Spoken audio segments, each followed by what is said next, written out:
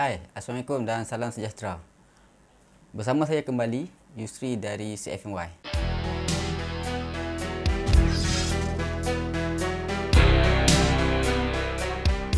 Okey, kali ini saya akan kongsikan dengan anda semua mengenai carta usia telur lobster air tawar.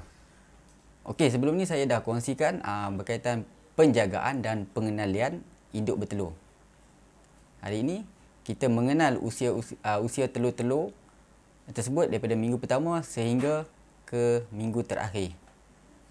Okey, sebelum tu jangan lupa sebagai tanda sokongan semua, saya mohon untuk support channel CFMY dengan subscribe, like dan share video ini supaya ia dapat memberi manfaat lebih banyak kepada audien di luar sana.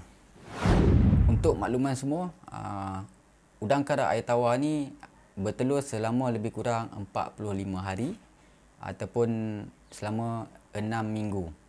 Ia juga bergantung pada parameter dan juga suhu air. Mungkin ada yang lebih cepat ataupun sedikit lambat daripada tempoh yang kita kongsikan. Ini adalah carta usia telur di mana daripada minggu pertama sehingga minggu ke-6 mengikut kajian dan pemantauan CFMY. Di mana carta usia telur ni mungkin sedikit berubah. Kemungkinan akan ada cepat ataupun sedikit lewat daripada tempoh yang dikongsikan ini. Ia bergantung pada parameter air dan juga suhu air ternakan tersebut.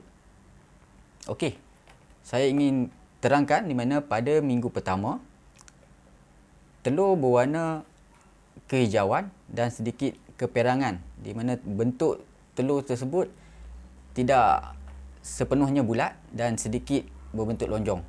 So ini menunjukkan telur pada peringkat stage pertama iaitu dalam usia 1 minggu.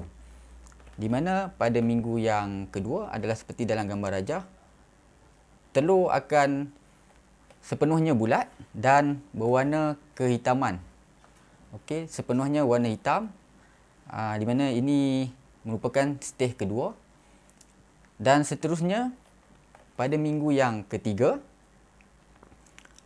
telur tersebut akan berubah, di mana dalam sebiji telur tersebut akan mengalami perubahan dua warna, iaitu sebahagian besar berwarna hitam dan sebahagian kecilnya berwarna kelabu ataupun sedikit transparent. So dalam sebiji telur tu dia berubah ada dua warna.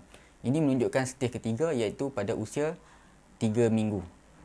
Dan seterusnya pada minggu keempat, di mana setiap telur akan ada 2 titik. Itu menunjukkan mata anak benih telah timbul. Dan seterusnya pada usia yang kelima, iaitu stage yang kelima, setiap telur ni akan berubah, iaitu telur tersebut akan ada sedikit macam berbulu, iaitu sesungut anak benih telah tumbuh. Ini menunjukkan pada minggu yang kelima dan anak benih dah hampir matang.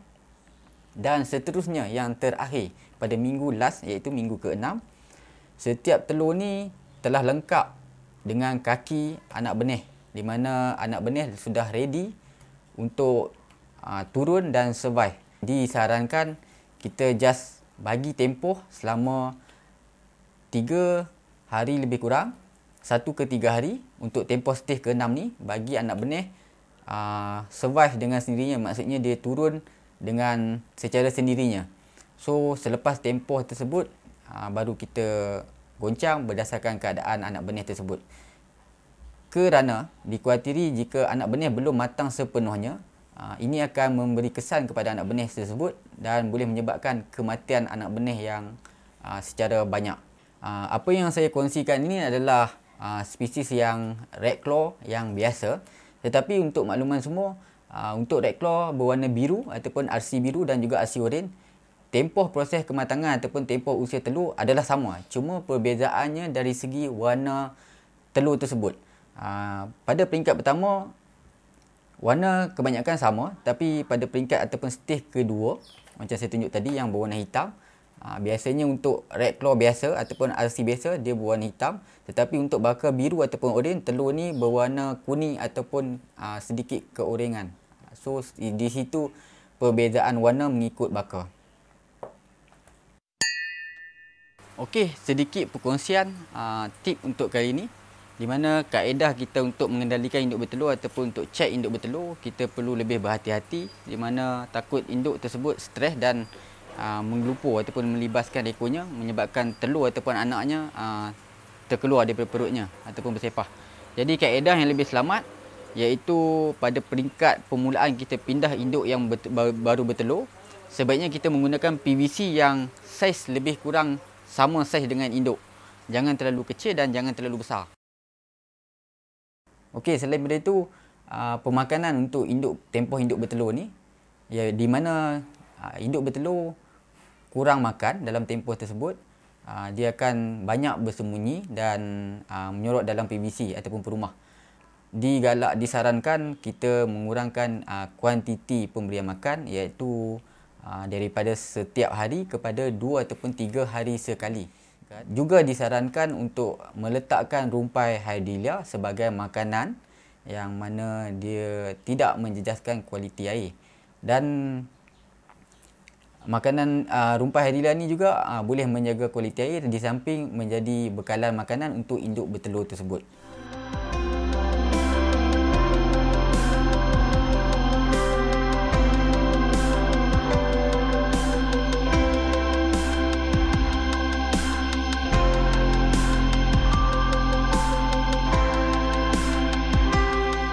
Baiklah, itu saja perkongsian untuk kali ini mengenai carta usia telur udang kara air tawar.